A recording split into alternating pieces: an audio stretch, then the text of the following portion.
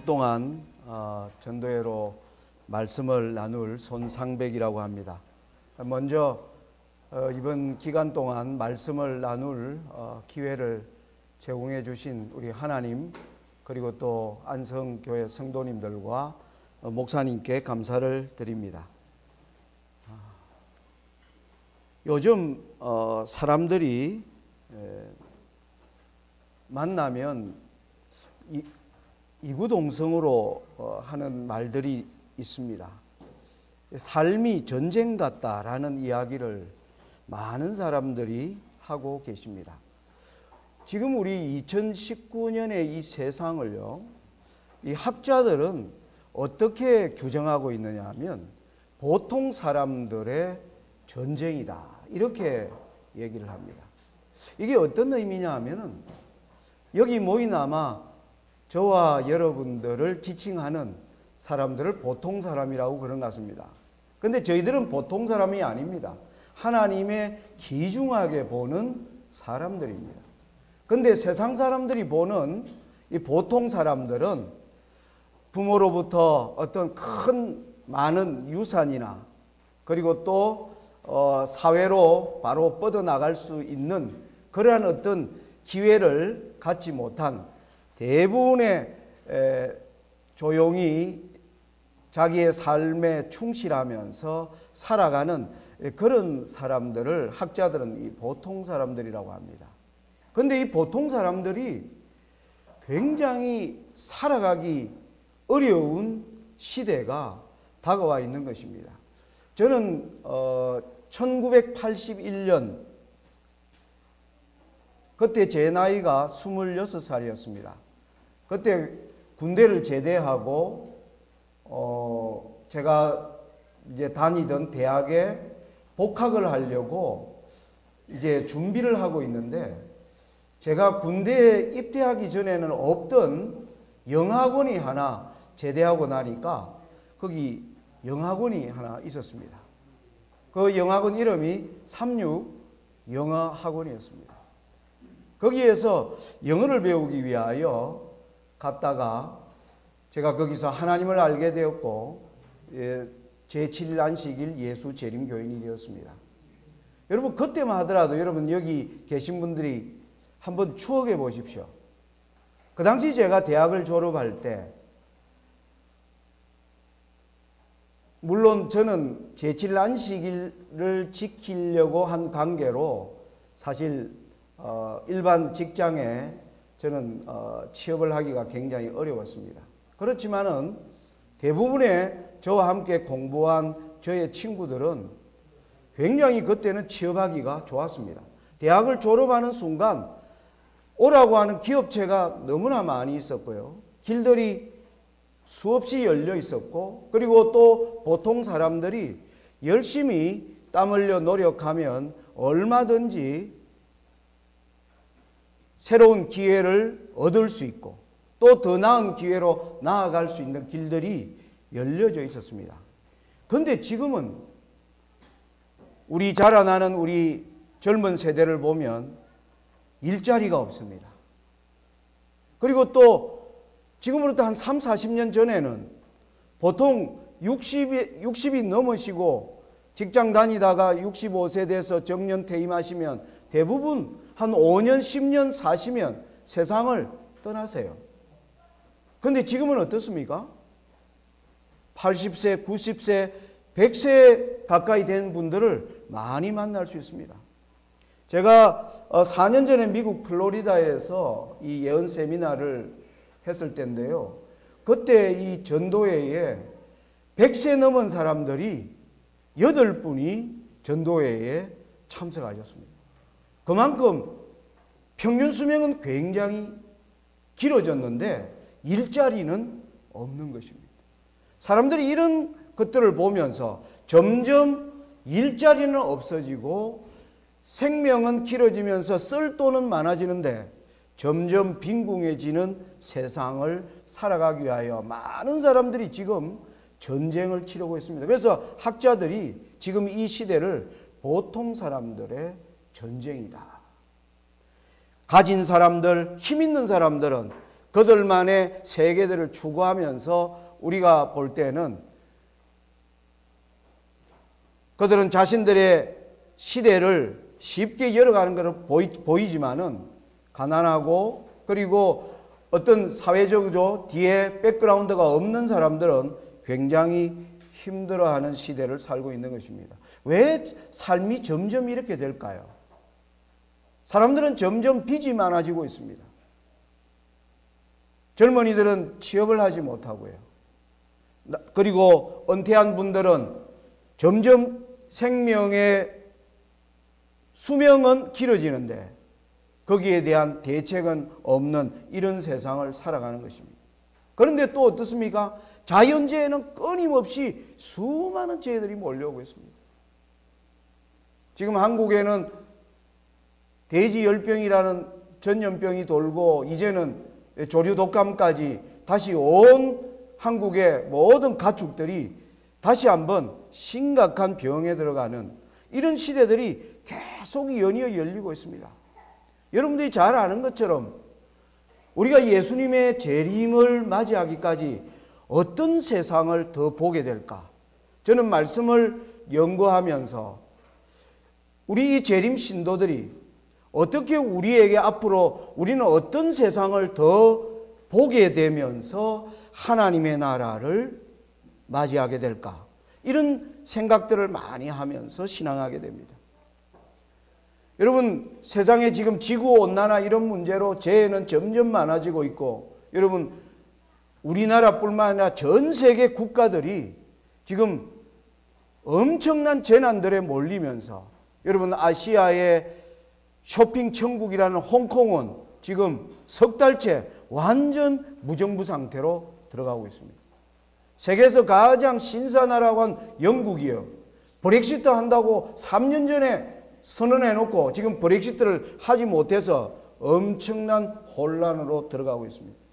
여러분, 세계에서 가장 강한 미국이라는 나라를 한번 보십시오.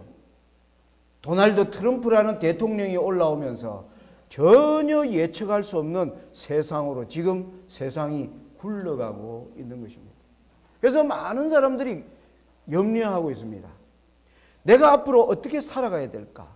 내가 살고 있는 이 세상과 내가 살고 있는 나라가 과연 내가 평안하고 안전하게 믿고 살아갈 수 있는가? 여기에 대하여 많은 사람들이 실제로 고통하는 때를 우리가 살고 있는 것입니다. 그러다 보니까요, 세상에는 지금 가짜 뉴스와 진짜 뉴스라는 말로 옛날에는 이런 용어가 없었습니다. 지금 곳곳에서 세상이 흉흉하니까 삶이 너무 모든 사람들이 이거 정말 말세다. 정말 세상이 이렇게 굴러갈 수가 없다. 여러분, 한국은 최근에 조국 사태나 이런 걸 겪으면서 엄청난 국가적 재난 가운데 있는 것을 우리가 보게 됩니다.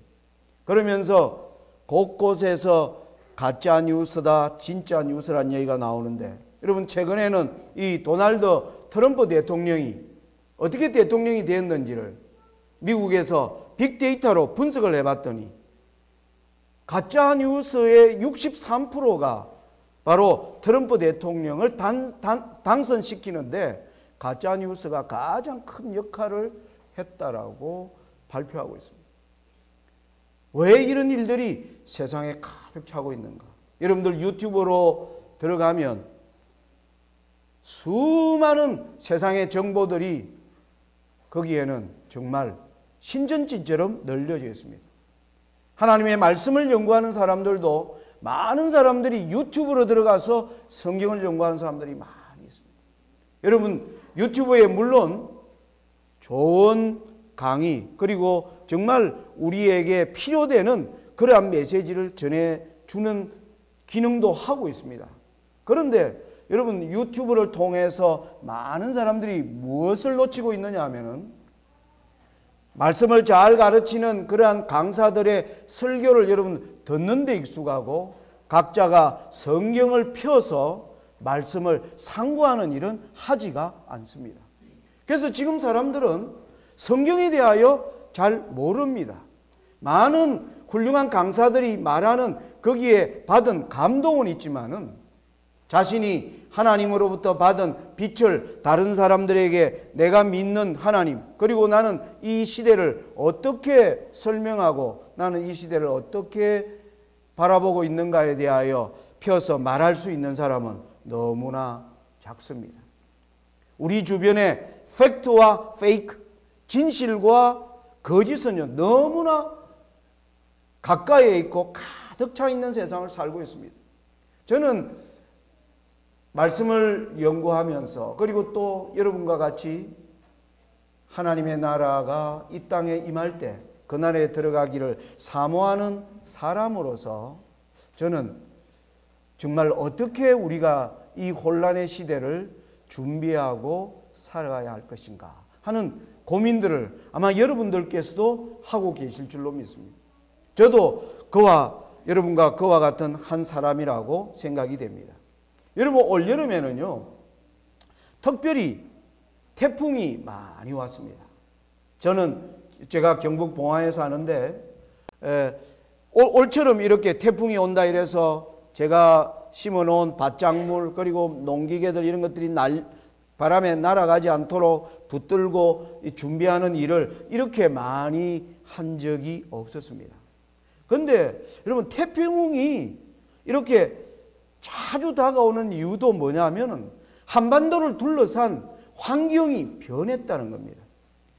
우리나라에는 이 북태평양 고기압이 이 북쪽에서부터 이 여름에 우리 남쪽으로 내려오기 시작하는데 이 고기압이 예전과 같은 시기라면 보통 이 고기압이 북편에 자리 잡고 있어서 7월 중이나 8월 중에 오는 태풍이 간혹 한국에 오지만은 9월이나 10월이나 이런 태풍은 북태평양 고기압이 자리 잡고 있기 때문에 언제나 대부분 일본으로 빠져나가는 태풍이었습니다.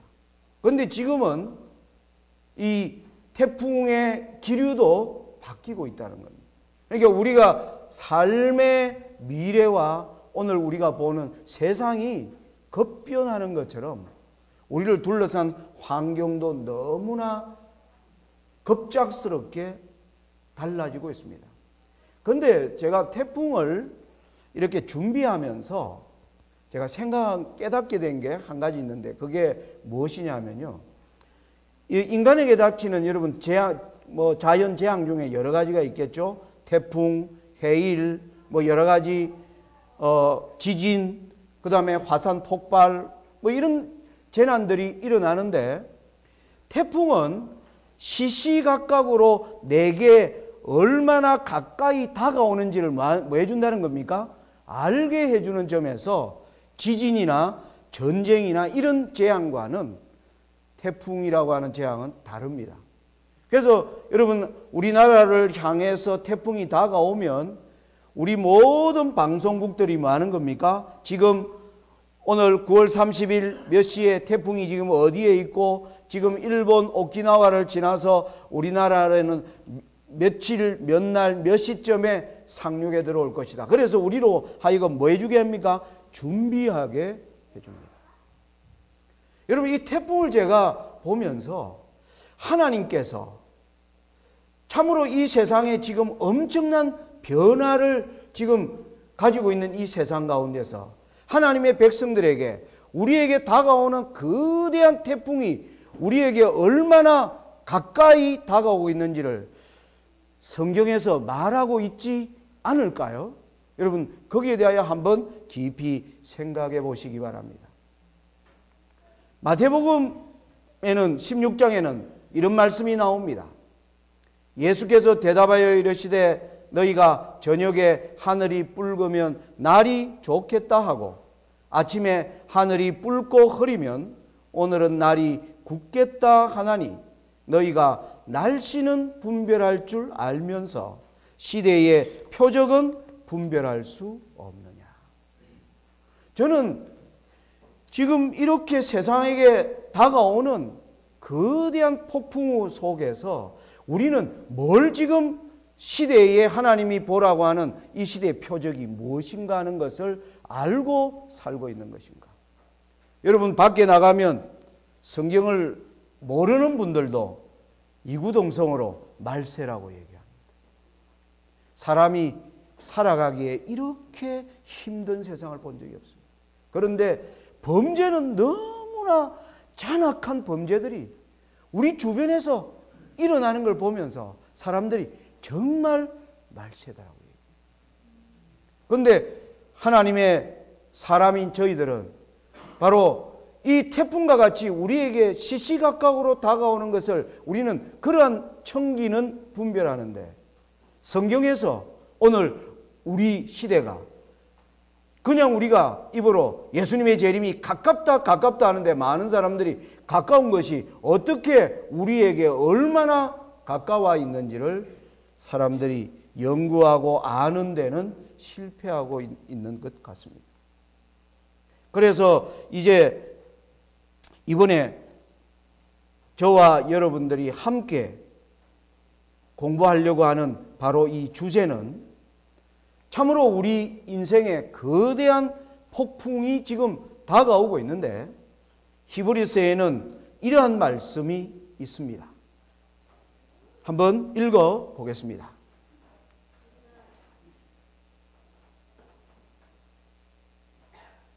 제가 읽을게요. 우리가 이 소망을 가지고 있는 것은 영혼의 닷 같아서 튼튼하고 견고하여 휘장 안에 들어가나니, 거대한 폭풍이 몰아치고 있는 이 세상 가운데서 우리가 안전하게 내려야 될 영혼의 닻이 있다고 합니다. 그런데 여기 좀 이해하기 어려운 말이 나옵니다. 영혼의 닻이 튼튼하고 견고하여 어디로 들어가라고요? 휘장 안으로 들어가나니, 그렇게 말하고 있습니다.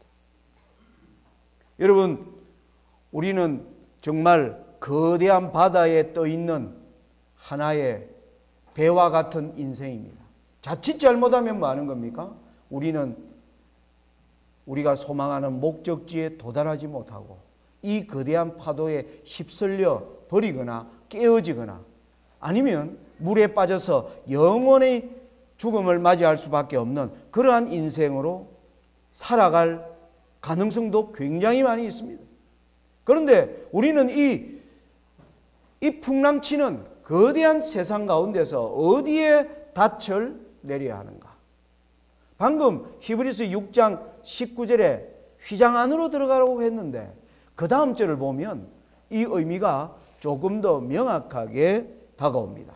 히브리 6장 19절과 20절을 한번 읽어 보겠습니다.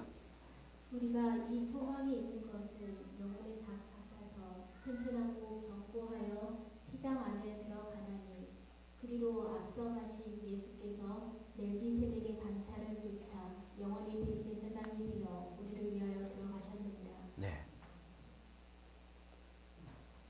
여러분, 하나님의 백성들에게요, 영혼의 닷 흔들리지 않는 것입니다.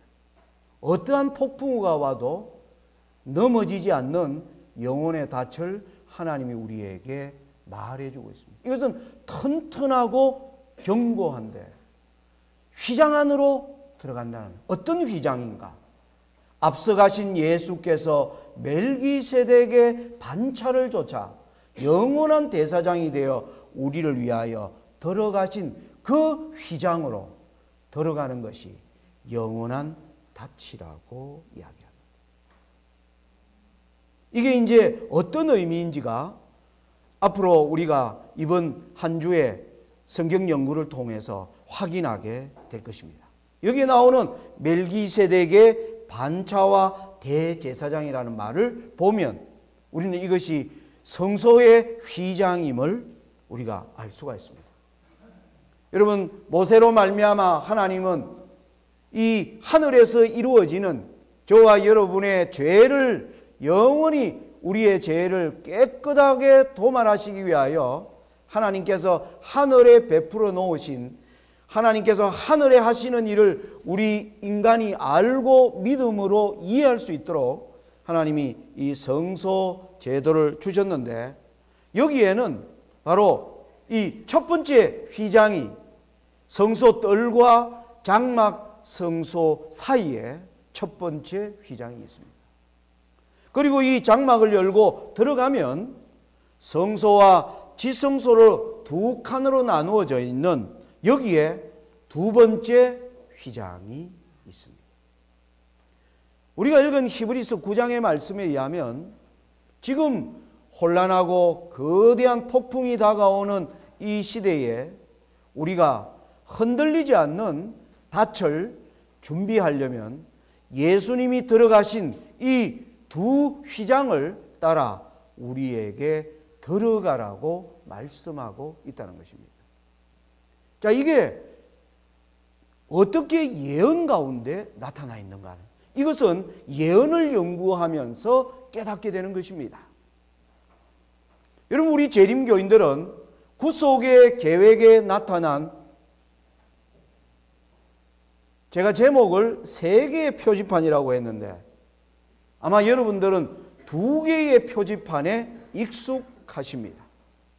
하나는 AD 31년 예수님이 십자가에 달려서 돌아가셔서 그때 자신의 피를 가지고 첫 번째 휘장으로 들어가신 것이 바로 구속의 계획에 나타난 첫 번째 표지판입니다. 또 하나의 표지판은 1844년이라고 하는 역사의 기점에 예수님이 성소와 지성소를 가리고 있는 두 번째 휘장을 따라 들어가신 것이 다 이게 예언 가운데 나옵니다. 여러분, 그런데 저는 세 개의 표지판이 있다. 이번 여러분 전도회의 총 제목이 여러분 들어오시면서 플래카드에 혹시 유심히 보신 분이 아마 다 보셨으라고 생각됩니다. 그런데 여러분들이 기억하시는지 잘 모르겠습니다. 이번 전도의 총 제목이 무엇일까요? 어린 양의 혼인기약이 이르렀고, 그게 바로 세 번째 표지판입니다. 제가 어떻게 되는 건지 설명해 드리겠습니다. 여러분, 우리는 이 예수님의 십자가와 그리고 예수님이 첫 번째 휘장을 열고 들어가신 십자가와 두 번째 휘장을 따라 들어가신 1844년의 이 모든 예언이 바로 다니엘 8장에 나오는 2300주야까지니 그때의 성소가 정결하게 함을 입으리라는 예언의 말씀에 기초된 것을 우리는 알고 있습니다. 그리고 예수님의 십자가는 어디에 기초되어 있습니까? 다니엘 9장 26절과 27절은 뭐라고 얘기합니까? 기름 부음을 받은 자가 끊어져 없어질 것이며 제사와 예물을 금지할 것이며, 예수님이 첫 번째 휘장을 열고 들어가시는 십자가의 사건도 예언서인 다니엘 9장이 그 때를 예언하고 있고, 두 번째 휘장을 따라 들어가신 그 사건도 다니엘 8장 14절에 그때의 성소가 정결하게 함을 입으리라는 예언으로 나타나 있었습니다. 자, 그러면 또 하나의 표지판은 무엇일까요? 자, 여러분 보시면 다시 예수님의 십자가가 가까이 이르렀을 때 마가복음 1장 15절에는 예수님이 이렇게 말씀하십니다. 때가 찼고 하나님 나라가 가까웠으니. 예수님의 십자가를 알리는 그 예언의 때가 찼다는 것을 예수님이 직접 선포하셨고요. 그리고 1844년의 사건은 계시록 14장 7절에 그의 심판하실 시간이 이르렀다라고 선포하고 있습니다. 이건 우리 재림교인들에게는 익숙한 두 예언에 나타난 구속의 표지판입니다. 그런데 여러분, 또 하나가 있습니다. 그것이 바로 이번 전도회의 총 제목인 어린 양의 혼인 기약이 이르렀고.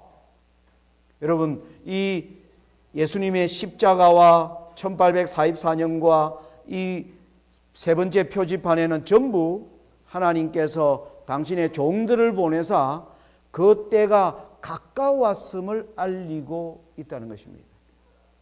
다시 말씀드리면 예수님의 십자가 앞에서 그 예언된 다니엘 9장에 예언된 7일에와 62일의 기한이 찼다. 하나님이 말씀하시고 그것이 가까워지면 하나님은 종을 보내서 그 때가 가까웠다고 말씀해 주시는 분이십니다. 그리고 1844년이 가까워 오게 되자 하나님은 계시록 14장에 공중에 날아가는 천사를 통하여 그의 심판하실 시간이 이르렀다라고 선포하십니다. 그런데 우리가 주목해야 될 한 가지가 계시록 19장 7절에 어린 양의 혼인 기약이 이르렀고 그때가 이르렀다는 겁니다. 이것은 무엇을 의미하는지를 이번 기간 동안 우리는 성경을 펴서 깊이 연구하면서 이때를 준비하기 위하여 예수님이 이 두 모든 표지판은 예수님이 휘장을 따라 들어간 것을 설명하고 있기 때문에 휘장을 따라 들어가는 것은 우리의 견고하고 튼튼한 영혼의 닻이라고 말씀하시는 하나님의 말씀에 입각하여 우리가 이 말씀을 깊이 추적해야 볼 필요가 있는 것입니다. 여러분, 그러면 어린 양의 혼인식은 뭘 의미하는가? 그걸 먼저 제가 결론적으로 설명을 해드리겠습니다. 여러분, 먼저 이 말씀이 나오는 계시록 19장 7절을 읽어보겠습니다. 우리가 즐거워하고 크게 기뻐하여 그에게 영광을 돌리세. 어린 양의 혼인 기약이 이르렀고 그 아내가 예비하였으니. 예. 여러분, 방금 읽은 이 19장 7절에는 하늘에서 즐거워하고 크게 기뻐하는 일인. 여러분, 혼인식이야말로 우리가 지상에 살면서 모든 사람들이 축하하고 가장 경사스러운 일이 바로 혼인 예식입니다. 하늘에서 크게 기뻐하는 혼인이 있는데 그것은 누구의 혼인이라고요? 어린 양의 혼인 기약이 이르렀고 그리고 드디어 신부가 단장하였다. 그러면 여기 이 신부가 어린 양은 우리가 어린 양이신 그리스도를 알게 되는데 신부는 누구인지 우리가 더 성경을 살펴보아야겠습니다. 계시록 21장에 보면 여기에 대한 또 추가적인 말씀이 있습니다. 읽어보겠습니다. 이리 오라, 내가 신부 곧 어린 양의 아내를 내게 보이리라 하고 성령으로 나를 데리고 크고 높은 산으로 올라가 하나님께로부터 하늘에서 내려오는 거룩한 성 예루살렘을 보이니. 예. 야, 계시록 21장에 보니까 어린 양의 혼인식에 신부는 하늘로부터 내려오는 거룩한 성 예루살렘이라는 겁니다. 그러면 어린 양의 혼인식이 뭔지 여러분 아시겠죠? 저와 여러분이 영원히 살 나라를 받으시는 사건을 요한계시록은 뭐라고 얘기한다고요? 어린 양의 혼인식이라고 이야기한다는 겁니다. 자, 여러분 잘 아는 성경절을 한번 읽어보겠습니다. 요한복음 14장 1절로 4절의 말씀입니다. 너희는 마음에 근심하지 말라. 하나님을 믿으니 또 나를 믿으라. 내 아버지 집에 거할 곳이 많도다. 그렇지 않으면 너희에게 일렀으리라. 내가 너희를 위하여 처소를 예비하러 가노니 가서 너희를 위하여 처소를 예비하면 내가 다시 와서 너희를 내게로 영접하여 나 있는 곳에 너희도 있게 하리라. 내가 가는 곳에 그 길을 너희가 아니라. 예. 여러분 이 성경절은 너무나 유명한 성경절입니다.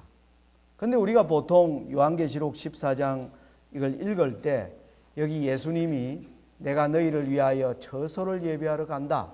이것을 대부분의 많은 사람들이 우리가 살 집을 어떤 강사는 이걸 여러분들이 살 맨션, 빌라를 하나님, 예수님이 다 준비하러 가신다. 그렇게 보통 말씀하시는 거 여러분들이 많이 들었을 것입니다. 뭐 그것도 우리가 성도들이 영원히 살 곳을 마련한다는 면에서는 뭐 여러 가지로 우리가 해석할 수 있겠습니다만은, 요한복음을 쓴 요한과 요한계시록을 쓴 요한은 같은 사람입니다. 그러면 요한은 이 말씀을 기록할 때 여기 예수님이 내가 너희를 위하여 처소를 예비하러 간다는 이 처소는 무엇일까요? 바로 거룩한 성 예루살렘을 준비하러 간다는 뜻이 가장 성경적으로 가장 근접한 대답이라고 할 수 있겠습니다. 예수님이 제자들에게 인자가 예루살렘에 가면 죽고 그리고 부활하여 나는 이제 너희들과 함께 있을 수 없고 떠나갈 것이라 했을 때 제자들이 깊이 근심에 빠져 있는 제자들을 향하여 주신 예수님의 말씀이 이 말씀이에요. 너희는 근심하지 말라. 내가 가는 것은 너희가 영원히 살 곳을 내가 준비하여 간다. 그래서 내가 그것을 준비하면 내가 와서 너희를 데리러 가겠다. 자, 여러분, 그런데 한 가지 더 강조할 게 있습니다. 대부분의 분들이 이 요한복음 14장은 잘 외워요. 그런데 외우려면 어디까지 외우느냐면 3절까지 외웁니다. 3절까지가 어디 있냐면 여기입니다.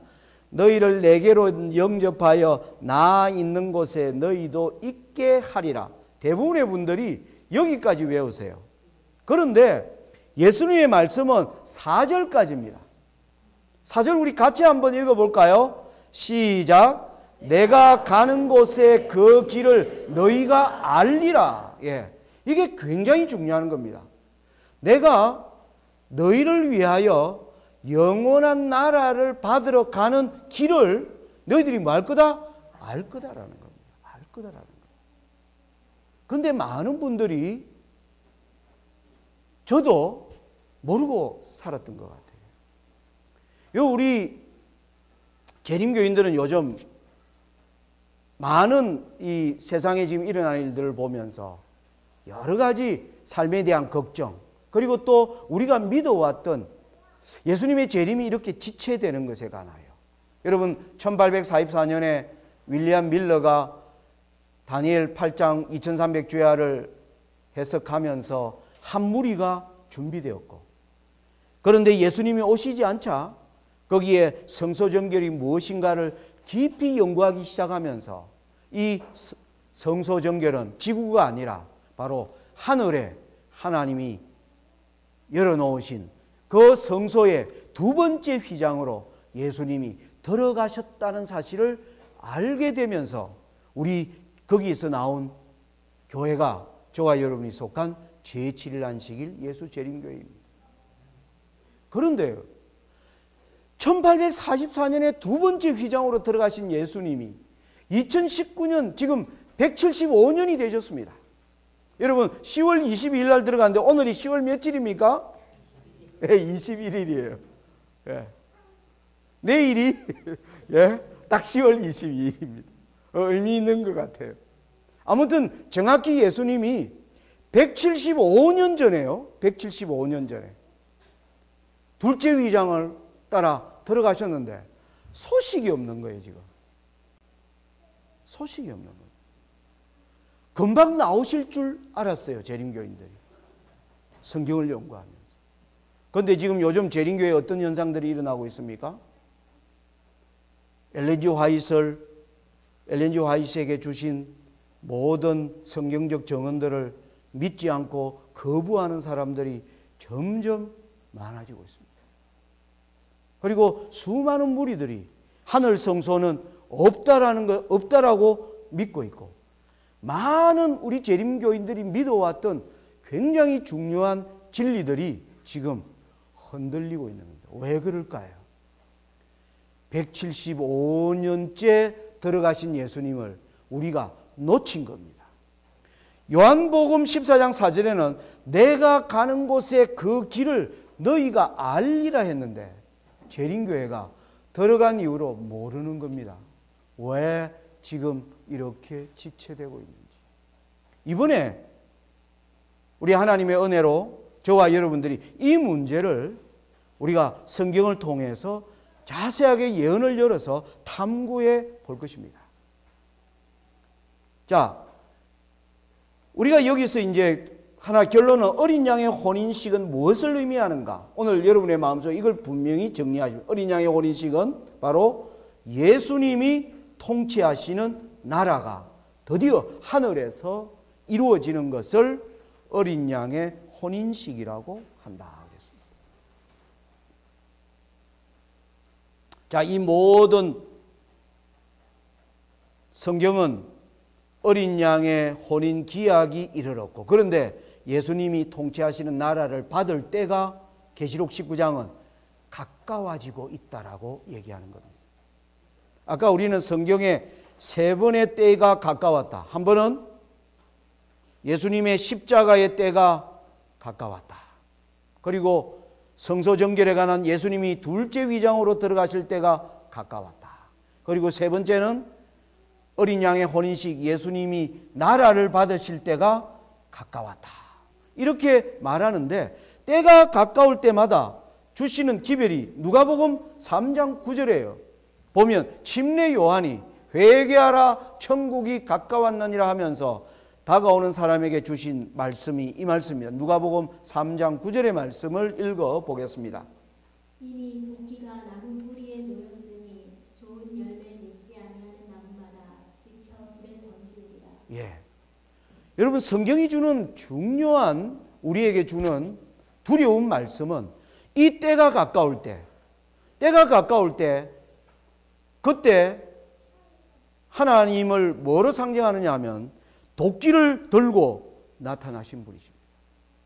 수많이 울창한 나무들 있는 가운데 산주인이 도끼를 들고 등장한 것입니다. 거기에서 열매 맺은 나무와 열매 맺지 아니한 나무를 구분하는 것입니다. 이게 저와 여러분들이 우리가 성경이 말하고 있는 그 때가 어디까지 찼는지를 우리가 알고, 이 때가 지금 정말 목전까지 차 있다면 우리는 지금 어떤 준비를 가장 우리의 모든 시간과 노력과 애정을 다 들여서 그 준비를 해야 할 것인가? 그것이 이번 전도회에서 저와 여러분들이 배워야 할 중요한 교훈이 되리라 생각을 합니다. 여러분, 이제 제가 여러분들에게 질문을 던지는 것입니다. 지금 이 혼란한 시대에 나의 영혼의 닻은 견고하게 기초되어 있는가? 여러분, 견고하게 기초되어 있지 않다면 이번 기회에 여러분들이 깊이 성경을 연구하게 되셔서 다시 우리의 영혼의 닻을 튼튼하게 준비하게 되시기를 간절히 바랍니다. 자, 이 영혼의 닻은 바로 성소와 휘장으로 들어가는 것과 관련되어 있다고 말씀을 드렸습니다. 자, 근데 이 첫 번째 휘장과 두 번째 휘장, 이 모든 것은 어디에 기록되어 있다고요? 다니엘서의 예언 가운데 기록되어 있었습니다. 그래서 이제 우리가 예언을 연구하는데 가장 기본은 다니엘 7장을 이해하는 것입니다. 여러분, 여기 다니엘 7장은 총 28절로 이루어져 있습니다. 여러분들이 성경을 집에 가서 펴시고 꼭 한번 연구하게 되시기 바랍니다. 그런데 7장은 28절로 이루어져 있는데 1절부터 14절까지가 이상에 관한 내용이 기록되어 있고 15절부터 28절은 이상에 관한 부가적인 해석으로 기록이 되어 있습니다.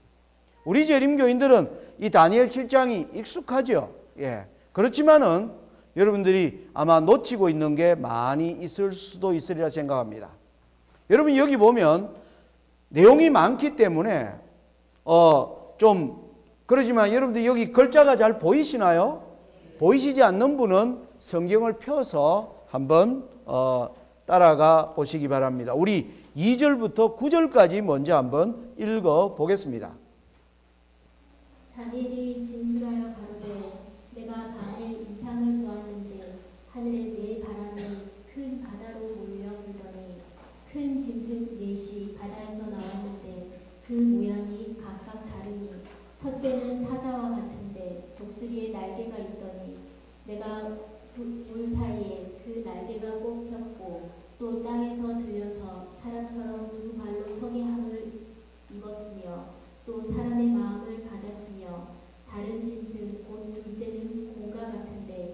것이 몸 한편이 들었고 그 입에 이 사이에는 새 갈빗대가 물었는데 그에게 말하는 자가 있어 이르기를 일어나서 많은 고기를 먹으라 하였으며 그 후에 내가 또 본즉 다른 짐승 곧 표범과 같은 것이 있는데 그 등에는 새의 날개 넷이 있고 그 짐승에게 또 머리 넷이 있으며 또 권세를 받았으며 내가 밤 이상 가운데 그 다음에 본 넷째 짐승은 무섭고 놀라우며 또 극히 강하며 또 큰 철이가 있어서 먹고 부서뜨리고 그 나머지를 발로 밟았으며 이 짐승은 전의 모든 짐승과 다르고 또 열 뿔이 있으므로 내가 그 뿔을 유심히 보는 중 다른 작은 뿔이 그 사이에서 나더니 먼저 뿔 중에 셋이 그 앞에 뿌리까지 뽑혔으며 이 작은 뿔에는 사람의 눈 같은 눈이 있고 또 입이 있어 큰 말을 하였느니라. 네, 여러분 방금 우리가 2절부터 9절의 내용은 우리가 예언 전도회를 하면 아주 단골로 성경에 이 세상에 일어나는 일들에 관하여 예언할 때 언제나 가져야 될 기초로 잘 알려져 있습니다. 사자, 곰, 표범, 그리고 열뿔 가진 넷째 짐승, 그리고 다섯 번째로 작은 뿔이 등장을 합니다. 자, 그 이후에 8절 이후에 9절부터는 장면이 바뀝니다. 9절과 10절을 읽겠습니다. 내가 보았는데 왕자가 놓이고 예전부터 항상 계신 이가 자정하셨는데 그 옷은 희비가 눈 같고 그 머리털은 깨끗한 양의 털 같고 그 보좌는 불꽃이요 그 바퀴는 붉은 불이며 불이 강처럼 흘러 그 앞에서 나오며 그에게 수종하는 자는 천천히요 그 앞에 시위하는 자는 만만이며 심판을 베푸는데 책들이 펴 놓였더라. 예, 여러분 2절부터 8절까지는 바다에서 나오는 짐승들의 모습이 나왔어요. 그런데 9절과 10절은 하늘의 장면으로 바뀝니다. 하늘에 영원히 계신 분의 보호자가 있고 거기에 그분이 자정하셨는데 수많은 천사들이 도열한 가운데 심판을 베풀기 위하여 책이 펴 놓여 있는 광경이었습니다. 9절과 10절이요. 그리고 나서 다시 11절과 12절은 또 다른 이상이 등장합니다. 읽어보겠습니다. 그때에 내가 그 큰 말하는 작은 불의 목소리로 인하여 주목하여 보는 사이에 짐승이 죽임을 당하고 그 시체가 상한 바 되어 붙는 불에 던진 바 되었으며 그 남은 모든 짐승은 그 권세를 빼앗겼으나 그 생명은 보존되어 정한 시기가 이르기를 기다리게 되었더라. 예. 자, 11절과 12절은 앞에 나왔던 짐승들 가운데 뭐예요? 죽임을 당한 짐승이 생명은 보존되어 때가 이르면 살아난다는 의미겠죠. 때가 이르기를 기다리고 있는 모습이 등장을 했습니다. 그 다음에는 또 하늘의 광경으로 바뀝니다. 13절, 14절입니다. 내가 또 밤 이상 중에 보았는데 인자 같은 이가 하늘 구름을 타고 와서 옛적부터 항상 계신 자에게 나아와 그 앞에 인도되매 그에게 권세와 영광과 나라를 주고 모든 백성과 나라들과 각 방언하는 자로 그를 섬기게 하였으니 그 권세는 영원한 권세라 옮기지 아니할 것이요 그 나라는 패하지 아니할 것이니라. 예, 여러분 여기 13절 14절은 보니까 인자 같은 이가 영원한 나라를 받으시는 장면.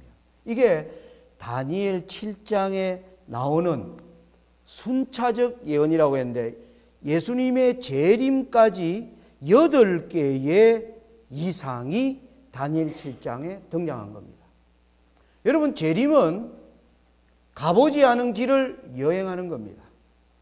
제가 오늘 경북 봉화에서 이 안성에 오는데 저는 안성이 제가 한국 사람으로서 50년 이상을 한국에 살았지만 안성은 두 번째 왔습니다. 지난 한 몇 주 전에 우리 김관용 목사님과 이 전도회 전체를 어떻게 할 것인가 한번 협의하기 위해서 왔고요. 제가 모르는 길을 어떻게 왔을까요? 바로 내비게이션의 정확한 안내를 따라 온 겁니다. 그래서 이게 내비가 정확해야 됩니다. 내비가 정확하지 않으면 길을 잃어버립니다.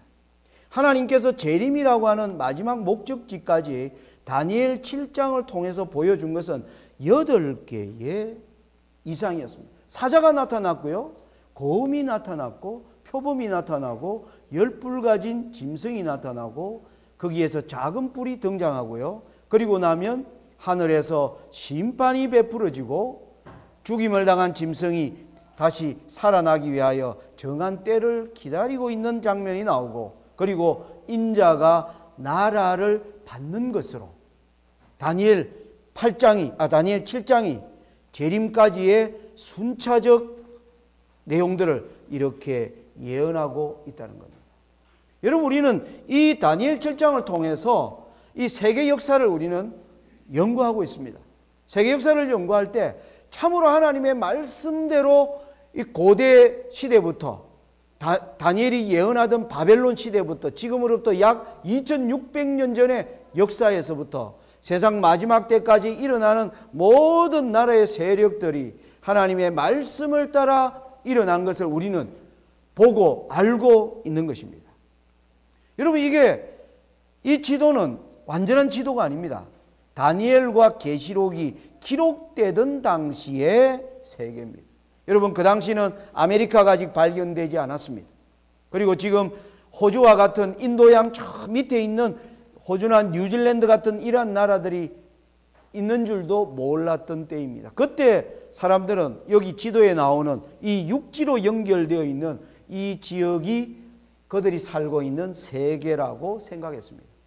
그런데 하나님은 여기에 제가 빨갛게 네모를 해놓은 바로 이 지역이 바로 뭡니까? 하나님의 예언이 전개되는 중심입니다. 이 지도에서 보면 세상의 중심 맞나요, 아닌가요? 세상의 중심입니다. 동서남북으로 하나님을 아는 사상이 하나님의 말씀대로 세상 역사가 이루어졌음을 모든 사람들이 동서남북으로 다 퍼져서 알 수 있도록 하나님이 지형적으로도 이렇게 위치를 시켜 놓은 겁니다. 오늘날의 지도로 보겠습니다. 여러분, 오늘날의 세계 지도입니다. 여기 바로 지중해가 보이는 이 지역입니다. 오늘날의 세계 지도를 봐도 중심입니까? 중심이 아닙니까? 딱 중심에 있습니다. 하나님이 세상 역사를 바로 어떻게 이끌어가고 계시는가?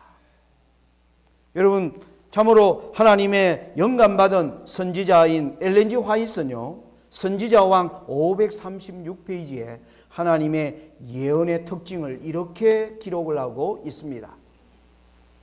영원한 과거로부터 영원한 미래에 이르기까지 사건의 사슬에 고리와 고리를 연결시키고 계신 위대하시고 스스로 계신 분께서 당신의 말씀 속에 주신 예언들은 역사의 흐름에서 우리가 어디에 있으며 장래에 무엇을 기대할 수 있는지를 말해준다.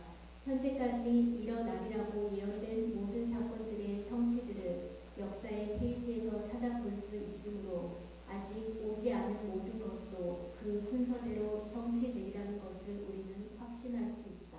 예. 여러분, 이 예언의 엘렌 G. 화이트가 어떤 말을 하는지 알겠죠? 하나님의 예언은 사건의 사슬에 고리와 고리를 연결하고 순서대로 차례대로 말씀하신다는 겁니다.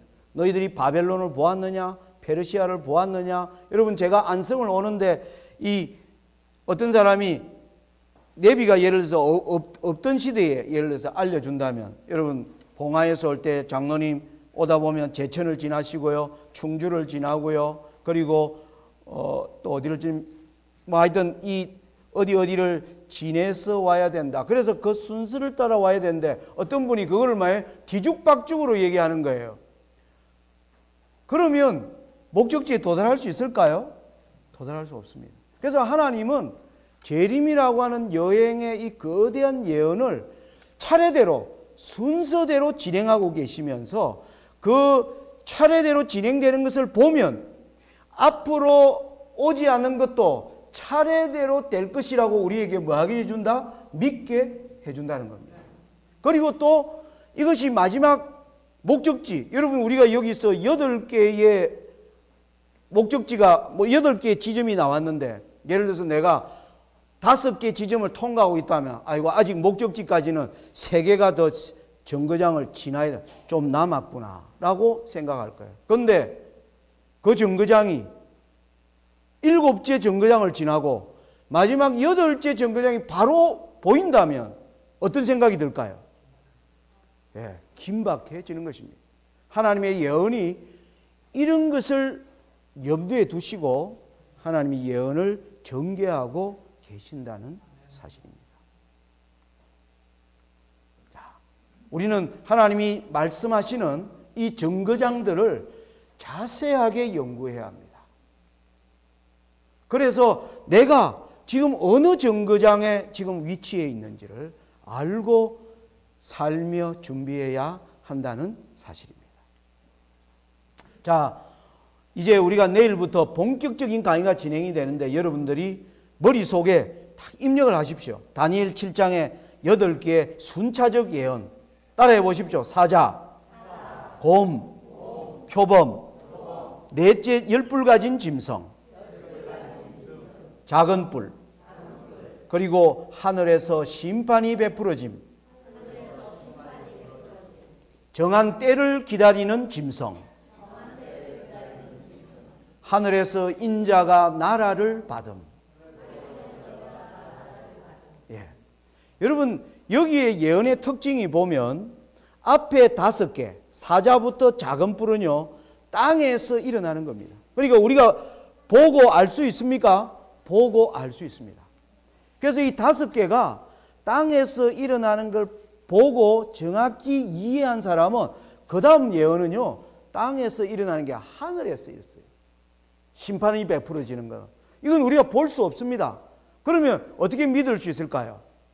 앞에서 일어난 게 순서대로 된 것을 분명히 아는 사람은 하나님의 말씀은 신실하고 참되고 순서대로 일하시는 것을 분명히 알기 때문에 하늘에서 이 일이 일어나는 것을 믿음으로 분명하게 보게 되는 것입니다. 그러면서 하늘에서 일어나는 게 두 개의 광경이었습니다. 심판이 베풀어지고 인자가 나라를 받는 이 두 사건 사이에 다시 땅에서 짐승들이 활동하던 그 짐승이 죽임을 당한 짐승이 다시 살아나 올라오는 것을 말하고 있는 이 예언을 따라 우리는 이제 내일부터 이 내용들을 자세하게 탐구해 들어가게 될 것입니다. 여러분 저의 이 강의는요 연결되는 강의입니다.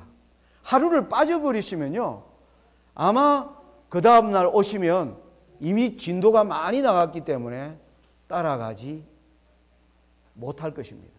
그래서 여러분들이 오늘 저녁에 정말 우리 안성 교우님들이 정말 말씀을 사랑하셔서 많은 분들이 참여해 주셨는데 이번 한 주 시간을 내셔서 계속 이 내용들을 차례대로 함께 추적해 보시기를 간절히 바랍니다. 이제 내일 강의를 위해서 이제 앞에 나온 이 작은 뿔까지 이 내용은 우리 재림교인들에게 익숙한 내용이기 때문에 제가 좀 간략하게 설명을 드리고 오늘 첫 번째 날 강의를 마치도록 하겠습니다. 여러분 이 사자는 바로 다니엘 시대 이 바벨론을 나타내고 있습니다. 여러분 여기에 지도에 등장합니다. 느부갓네살이라고 하는 이 왕은요 여기에 2개의 거대한 강이 있습니다. 여기 바로 메소포타미아 문명 그리고 이집트의 나일강 문명. 이 외에 이 지역은 전부가 사막입니다. 여기는 리비아 사막, 아라비아 사막, 이란 고원, 사람이 살만한 지역이 없습니다. 그래서 고대의 이 나라의 왕들은 어디를 가기를 원했느냐 하면 지중해로 진출하기를 원했습니다. 지중해 북쪽에는 여러분 오늘날 잘 사는 프랑스, 이탈리아, 독일 수많은 사막이 없는 사계절이 있고 또 농사를 지을 수 있고 비옥한 땅이 있고 산이 있고 물이 있는 바로 그 지역으로 나라들이 확장돼 나가기 시작합니다. 그래서 느부갓네살은 바로 지중해에 연하여 있는 두로와 예루살렘을 다 정복한 왕으로 등장을 합니다. 이 이후에 바로 일어난 나라는 페르시아입니다. 여러분, 페르시아는 점점 더 이제 지중해를 향해서 좀 더 확장해가는 모습을 볼 수가 있습니다. 여러분, 페르시아 제국은 바로 알렉산더에 의하여 멸망당합니다. 헬라라고 하는 나라는 다시 이제 지중해 동편을 확실하게 장악하고 지중해 전편을 위하여 나아가는 가운데 지중해 전체는 누가 장악합니까? 바로 로마가 지중해를 다 장악하는 그러한 역사 가운데서 사자, 곰, 표범, 열불 가진 넷째 짐승의 시대가 열려간 것입니다. 여러분, 그런데 여기서 한번 생각을 한번 우리 해보겠습니다. 여러분, 이 느부갓네살 당시에 이 바벨론을 정복했을 때 여기 까맣게 동그라미 친 곳이 예루살렘입니다. 느부갓네살 왕 입장에서는 지중해로 진출하려고 하는 왕이기 때문에 지정학적으로 예루살렘은 어땠습니까? 지정학적으로 요충지였습니다. 중요한 지역이었습니다. 이것이 튼튼해야 군사들이 이곳에서 뭐 하는 겁니까?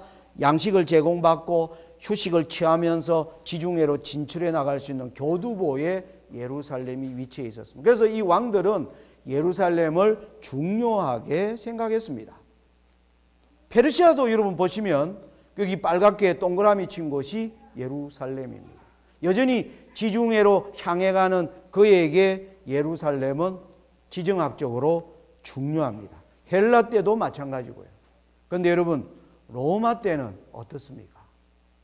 예루살렘은 변두리입니다. 더 이상 지정학적으로 요충지가 아닙니다.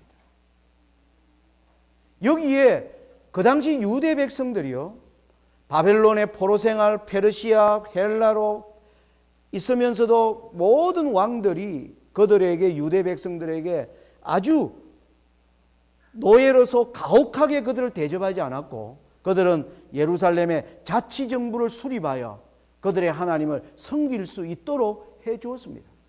왜?